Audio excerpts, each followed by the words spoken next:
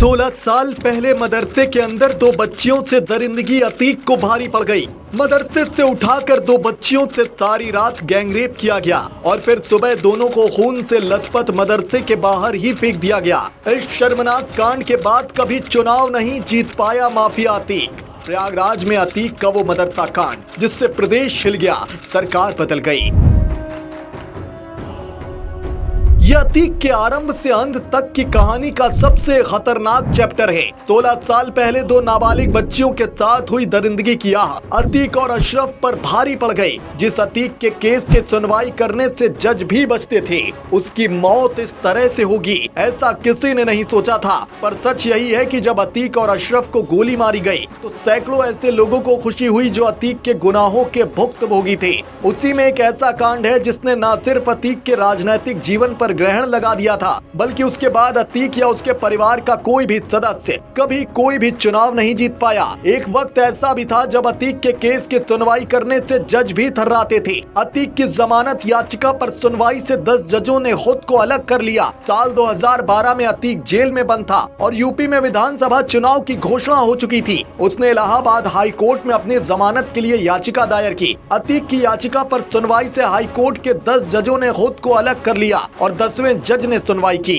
इन्होंने अतीक की जमानत याचिका मंजूर कर ली और अतीक जेल से बाहर आकर चुनाव लड़ा। हालांकि अतीक राजू पाल की पत्नी पूजा पाल से चुनाव हार जाता है। माफिया अतीक अहमद और उसके भाई अशरफ का अंत इस तरह होगा ऐसा किसने सोचा होगा। एक बार सांसद और 5 बार विधायक रहे माफिया अतीक पर 44 साल पहले पहला मुकदमा दर्ज हुआ था। तब से अब तक उसके ऊपर 100 से अधिक मामले दर्ज हुए, लेकिन पहली बार उमेश पाल अपहरण कांड में उसे दोषी ठहराया गया और उम्र कैद की सजा हुई। प्रयागराज में 16 साल पहले हुए मदरसा कांड को शायद ही कोई शख्स भूला हो। मदरसे की 2 लड़कियों के साथ की गई हैवानियत ने प्रयागराज समेत पूरे उत्तर प्रदेश को हिला कर रख दिया था। इस घटना ने अतीक की राजनीतिक छवि को खासा नुकसान पहुंचाया। नतीजा ये हुआ कि अतीक दोबारा कभी कोई चुनाव नहीं जीता। सबसे बड़ी बात यह है कि इस कांड का कोई भी आरोपी आज तक नहीं पकड़ा गया है।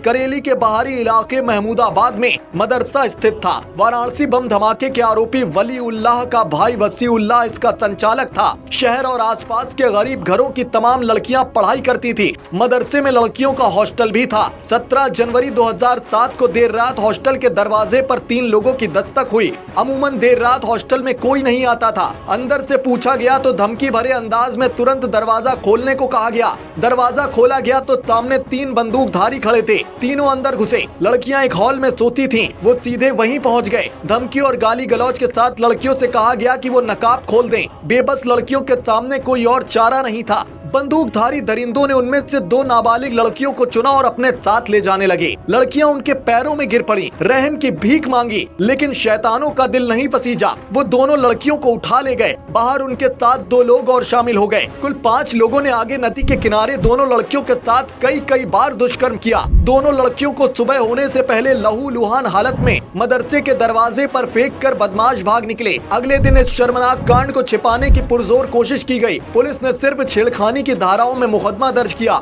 लेकिन घटना सुर्खियों में आने के 2 दिन बाद गैंगरेप समेत संगीन धाराओं में FIR दर्ज की गई। इस कांड में अशरफ के गुर्गों के शामिल होने के आरोप लग रहे थे। 2 दिन बाद बसपा प्रमुख मायावती ने लखनऊ से ही ऐलान कर दिया कि इस कांड में सत्ता से जुड़े कुछ नेता और उनके गुर्गे शामिल हैं। उनकी सरकार आई तो वो CBI जांच करवाएंगे। इसके बाद प्रदेश में जैसे राजनीतिक भूचाल आ गया। जगह जगह धरना प्रदर्शन होने लगे, लोग जुलूस निकालने लगे। सरकार बैकफुट पर आ गई। आनन फानन में पुलिस ने कांड का खुलासा करते हुए करेली के इखलाक अहमद और नौशाद अहमद समेत 5 लोगों की गिरफ्तारी दिखा दी। पांचों रिक्शा चलाने और दर्जी का काम करते थे। पुलिस के खुलासे पर चहु और सवाल उठे, लेकिन उन्हें जेल भेज दिया गया। हालांकि बाद में सभी छूट गए। उन्होंने बाहर आकर बताया कि पुलिस ने दबाव डालकर उनसे इस कांड में शामिल होने का बयान लिया था।